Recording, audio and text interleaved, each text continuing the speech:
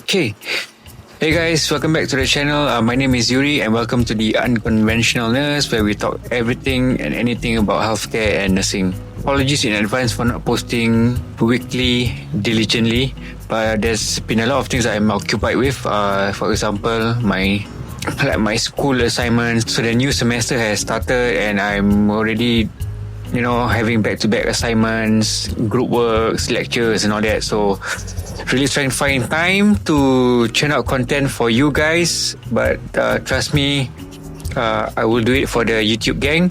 But if you prefer shorter form content, quick content, bite-sized stuff, you may check out the Unconventionalness Instagram page, where I am definitely more active over there. Alright, so for today's topic, I'm gonna talk about something that I have already shared on our Instagram page, but that was in a carousel format. So now I'm gonna probably talk a bit more about it. Okay, so here are 5 things that nursing school didn't teach me. So number 1, time management and prioritization. Yes, school did teach us on how we should be doing certain tasks, and that's about it. And I think it's all up to us on how we stack these tasks together and how we piece all these tasks together. And yes, we might have some brief experience in managing cases during our clinical attachments, 1 to 2 patients, but when it comes down to caring for 6, 8, 10 patients, then it's a bit of a challenge over here. Time management and task prioritization were not really being emphasized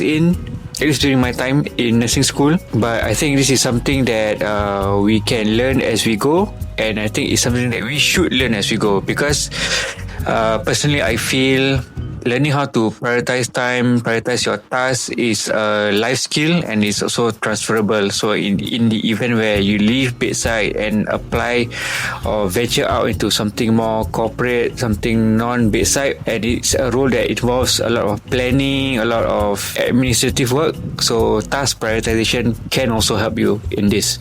So yes, and task prioritization and time management can be very hard to master, especially you are new and on the bedside.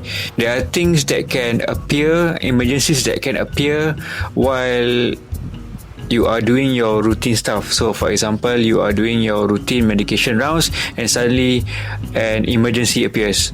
So from the get-go, your task prioritization should tell you that I should drop whatever I'm doing now and go attend to my emergency.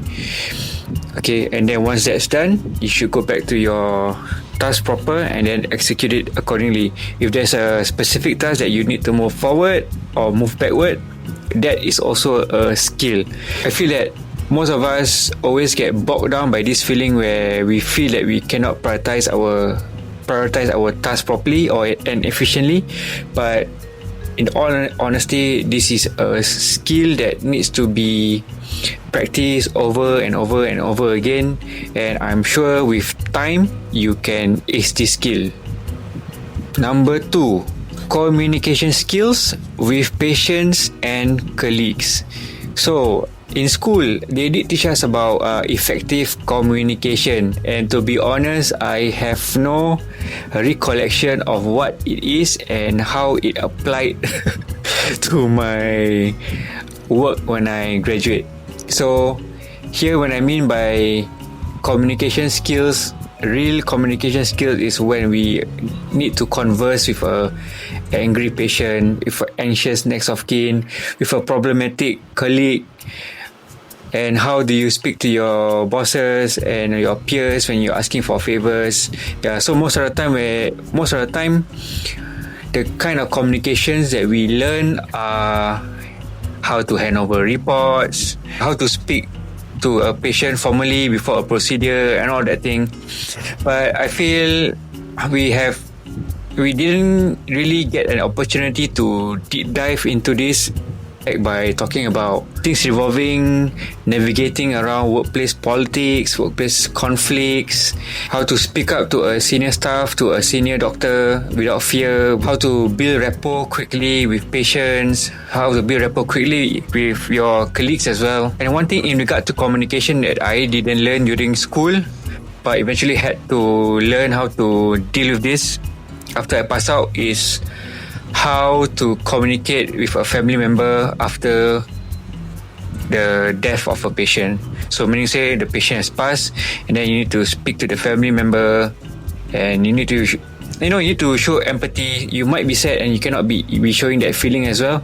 So that is something that I had to learn after I graduate. So while school may not be teaching you all these things, there are a lot of content materials out there on YouTube that teaches you on how to build and enhance your soft skills as a healthcare worker. This could be something I might be touching on in future. So let me know if you're interested to know. Drop in the comments, okay? Alright, number 3, career progression.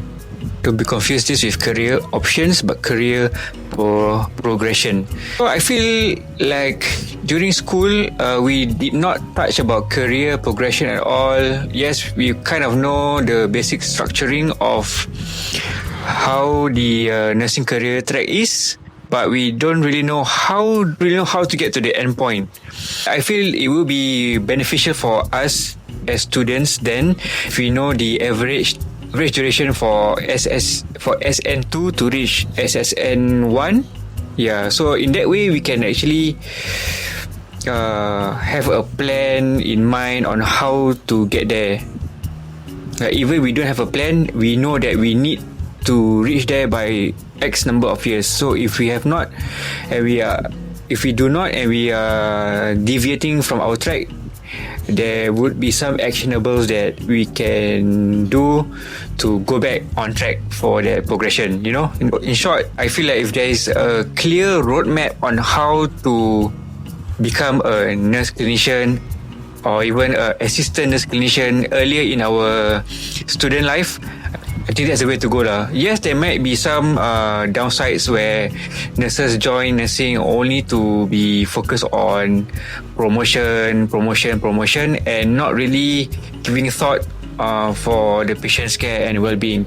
But I think this is an area that I also beg to differ, because I feel if you do put a lot of emphasis in your work and to your patients, naturally that this will translate into better performance, better outcomes. But the only thing that we need to be mindful of is how to navigate through politics, because we do encounter some nurses who do very well, give their best to the patient, but for some strange reasons, they're still stuck in their position and not moving upwards. Yeah, you know what I'm saying, right?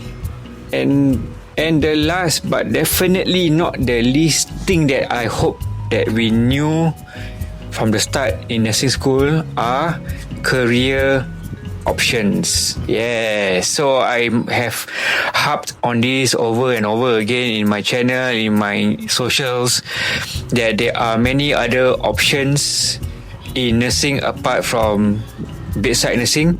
And if this was being made known to us earlier in our nursing careers, even in school, I think this could change the landscape quite a bit lah, to be honest, in my opinion. Because if nurses know from the start, after I graduate from nursing, I want to do bedside care for 2 to 3 years, and if things are doing well for me, yes, I will pursue ANC, NC, NM, whatsoever. But if things are not really working out for me for bedside, maybe there are other areas that I can use my strengths in.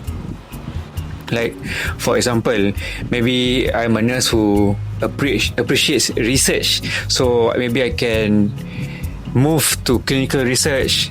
So at the end of the day, when we know there are options out there, after setting a base or establishing our foundation in bedside care, bedside clinical care, we can further venture into areas that we are more interested in, that is outside of the hospital, outside of bedside care. For example, occupational health. So occupational health is an area that is not being introduced in schools. I only got to know about it after graduation. In fact, few years after graduation, then they talk about occupational health nursing. Back then it was known as industrial nursing. But what do they do? What do industrial nurses do? So we don't really know. So it was only later, much later in my life, in my nursing life, then I know what they actually do through networking, through word of mouth, through sharings of other peers. So those are the things that I wish nursing school had taught me earlier on in my nursing life. It may or may not have changed things, I don't know, but I hope this video was beneficial for those of you out there who are young and aspiring to be in a desired area or desired position in your nursing career. I hope this video has been helpful. Again, drop a like, share this video, subscribe. Please support the channel. I will appreciate that so much. It will keep the channel going. It will keep me going to produce more videos for you. So yeah, bye guys, see you in the next video. Okay, peace out.